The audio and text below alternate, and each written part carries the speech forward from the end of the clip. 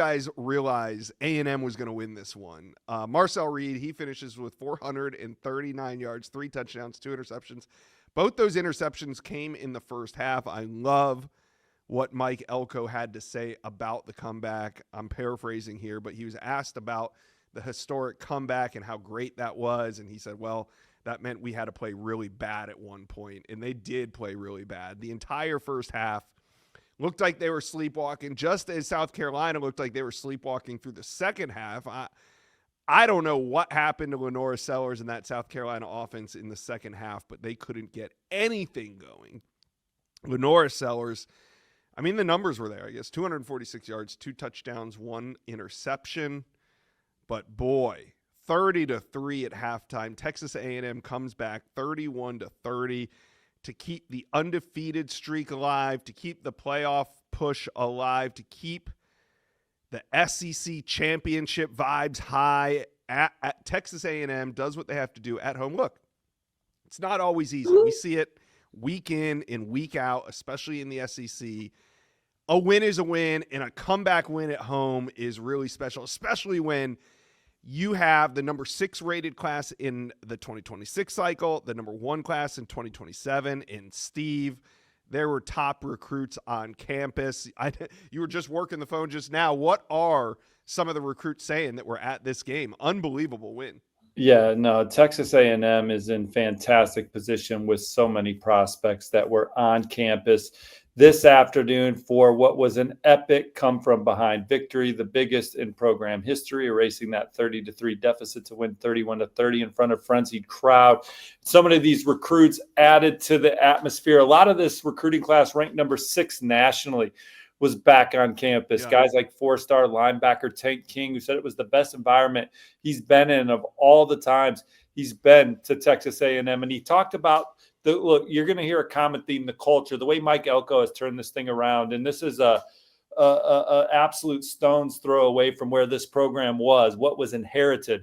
Did I use stone's throw right? I don't know if I used it right, but this program is light years different than what it was from the previous regime, the way that these guys battle for 4 quarters, the grit, the toughness that they have. And Tank King said these guys are playing for the guy next to him, and they don't want to let them down. They fixed the mistakes they made in the first half. They were able to adjust. The defense, the second half, played with everything they got. And it showed. Avery Morco, offensive line commit, said that the win showed how resilient we are.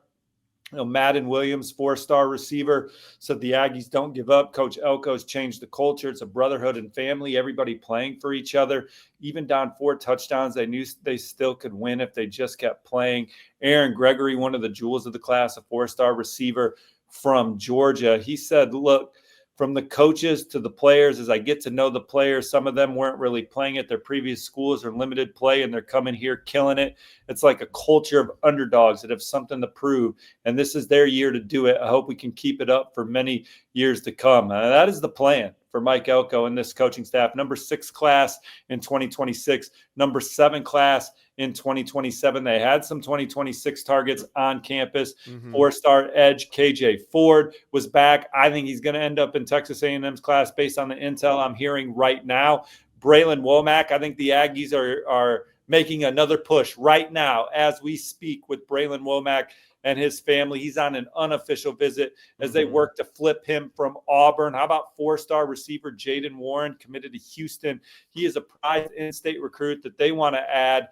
KJ Ford, Tank King thinks he ends up in the class too. Avery Morco likes the way it's trending with Jaden Warren.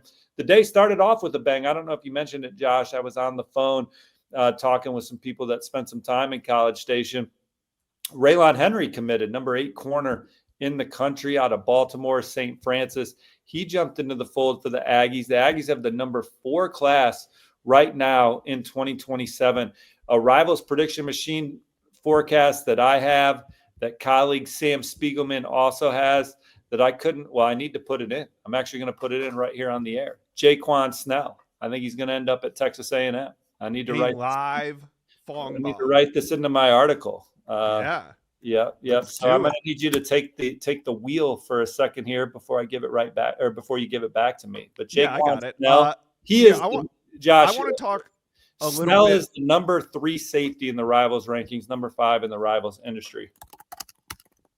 I want to talk, Steve, a little bit about what this win could mean for recruiting, because you said, you feel good about KJ Ford flipping. He's committed to UF, so there's a lot of coaching stuff going on there. Plus, KJ Ford is from Duncanville, Texas, so that kind of makes sense. Looking to stay closer to home with some stability. But looking at safety Braylon Womack, the 5-star safety committed to Auburn, and just the importance of what this visit means, because we talk so much throughout the season about how a win or a loss doesn't really affect recruiting that much. But here we sit 2.5 weeks from signing day, and there are no in-home visits after the season ends. There are no official visits after the season ends.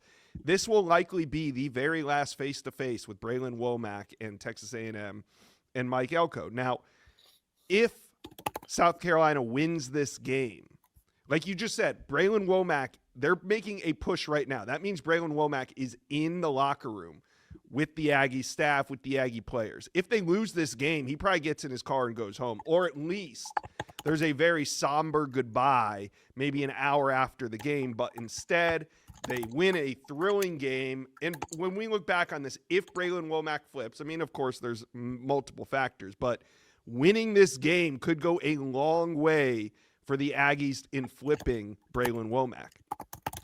And I just think that wins mean more in recruiting as we get closer to the end of the season.